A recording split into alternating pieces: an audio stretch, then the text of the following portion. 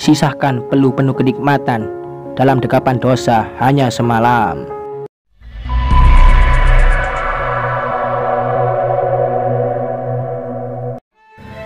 Malam mulai larut. Ketika terdengar deringan sesaat, Bulan melirik ke meja kecil di samping tempat tidurnya. Mengambil telepon genggamnya, ada pesan singkat dari Mega, sahabatnya dari semasa kuliah. Seperti biasa, lontaran sejuta keluh kesah.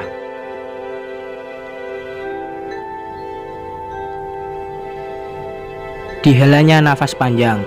Di kepalanya sendiri masalah pun rasanya sudah segudang. Namun tetap ditanggapinya, walaupun sekedar basa-basi saja. Perkawinanku sudah diambang batas. Aku tahu, aku salah, aku menyesal. Aku ingin mencoba memperbaikinya. Tapi Bayu tak pernah mau memberi aku kesempatan. Begitu bunyi pesannya. Kau telepon aku sajalah. Sedang malas aku mengetik, singkat Bulan menjawab. Ia sendiri sedang sibuk mempersiapkan draft replik perceraiannya dengan Surya. Ya, ia memang tidak memakai pengacara untuk mengurus masalahnya ini. Percuma membuang-buang uang untuk sesuatu yang telah telanjur menjadi ampas dan sama sekali tak ada gunanya. Segala rasa berkecamuk dalam dirinya. Namun deraan banyak hal sepertinya tak henti-hentinya berdatangan, menambah sesak dada.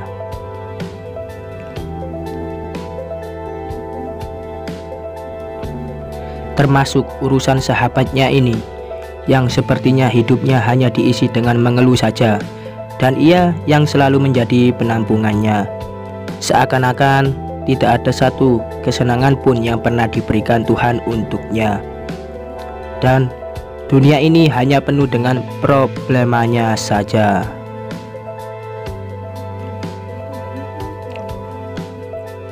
Tak lama kemudian, meluncurlah kata-kata panjang tanpa titik koma dari suara di seberang.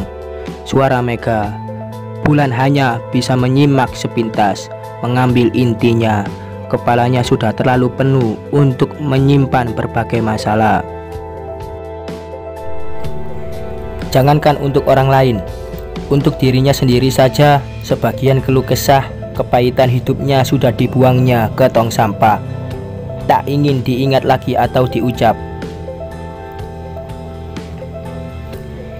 Diiringi isak tangis, Mega mengutarakan apa yang diinginkan darinya. Kau, tolonglah aku. Coba bicara dengan Bayu, agar dia bisa menerima aku kembali. Posisimu kan sama dengannya, teraniaya. Mungkin dia bisa mengambil pelajaran dari apa yang terjadi denganmu, sehingga dia mau kembali padaku demi anak-anak, pinta Mega memelas kepada Bulan. Bulan menghela nafas panjang. Disingkirkannya sejenak batu besar yang serasa menindih benaknya. Berusaha berempati. Oke, kapan aku harus menemuinya? Tanya Bulan kepada Mega. Besok malam, aku beri kau nomor telepon genggamnya.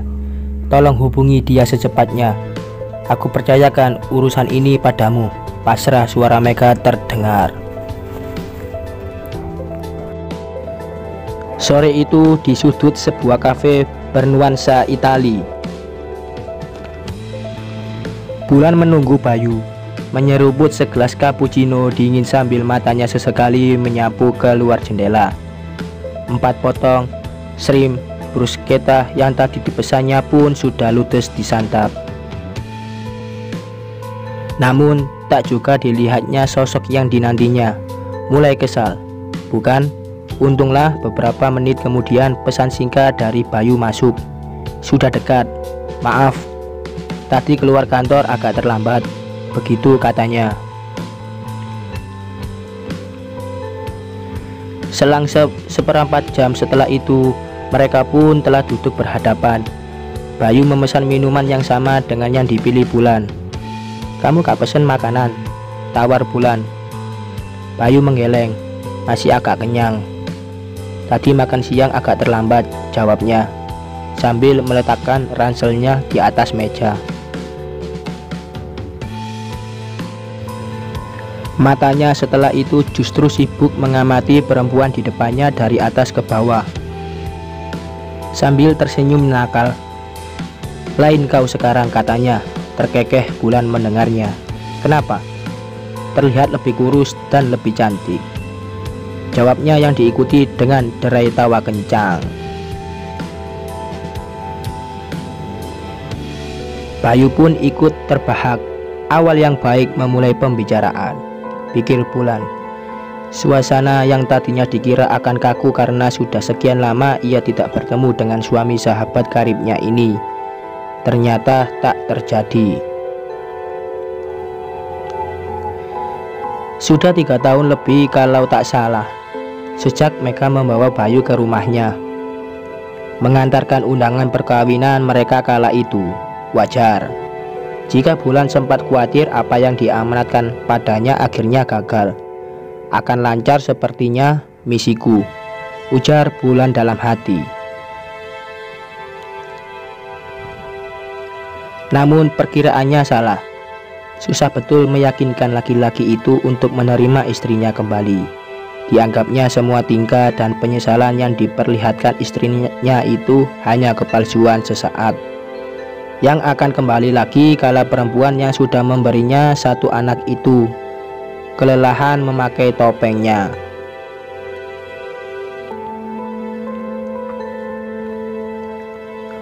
Ho, paham betul Bulan akan perasaan itu. Tak jauh lebih baik dari yang ia alami. Hidup dalam kepalsuan yang kurang lebih sama. Pengkhianatan dan rekayasa. Mimpi-mimpi dalam keterkurungan sebuah sangkar besi yang dinamakan perkawinan. Berakhir dengan terbongkarnya maksud dan tujuan Surya menikahinya dahulu yang tak pernah terbayangkan olehnya. Lalu tersadar telah membuang sekian belas tahun penuh pengorbanan tanpa pernah ada hitungan. Pengkhianatan paling menyakitkan yang pernah ada. Manakala pada akhirnya Bulan tahu bahwa keberadaan dirinya ternyata dinilai sebatas materi saja. Mungkin akan lebih baik baginya melihat Surya berselingkuh dengan 1000 wanita, daripada setelah sekian lama dirinya baru terbuka matanya bahwa Surya menyandingnya sebagai istri hanya karena harta. Mengingat itu, seketika seperti ada yang terlepas sumbatannya. Cerita kelam dari lubuk hati Bulan pun bagai banjir bandang, tumpah ruah, membludak diiringi isak tangis yang sudah tak terbendung lagi, tanpa bisa diredam.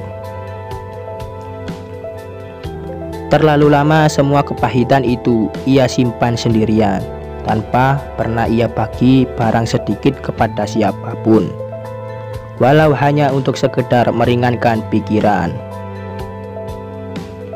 Sudah tak diingatnya lagi tugas yang diembannya, terkubur oleh himpitan beban yang menggerus ketahanan mentalnya. Saat itu yang tinggal hanyalah dirinya dan air mata.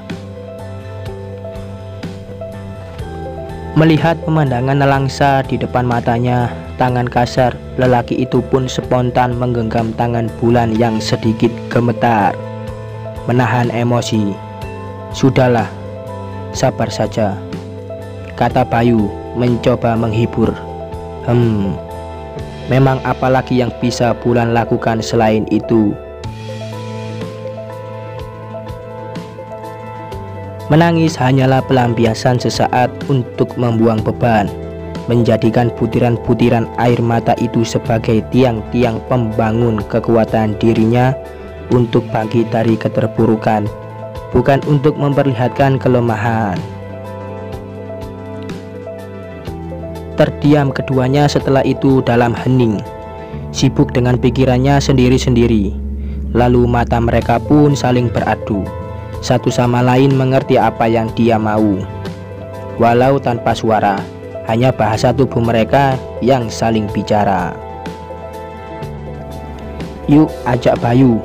Tak perlu banyak kata, mereka pun keluar dari kafe itu mencari sebuah tempat pelampiasan. Puaskan segala amarah, kegetiran, luka, dan ketercampakan. Dua orang dewasa dalam satu nasib, beradu salurkan energi negatif, mengamuk rasa dalam gelora sesaat tanpa cinta, sisakan penuh kenikmatan dalam dekapan dosa.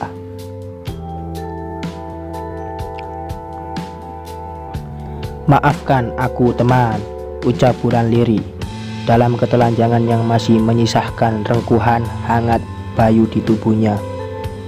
Pulas terlelap usai hasratnya terurai. Tak peduli ada keinginan yang masih menggantung tanpa penyelesaian. Sesuatu yang sudah sangat biasa Bulan terima dalam pendaman kecewa, kesepihakan, dan ketakajuhan atas apa yang ia rasakan. 8 bulan kemudian,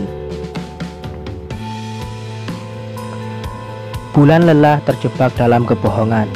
Tak sanggup lagi ia menahan. Memang tak perlu diumbar, namun ia pun tak mau lagi menyimpan beban berat baginya.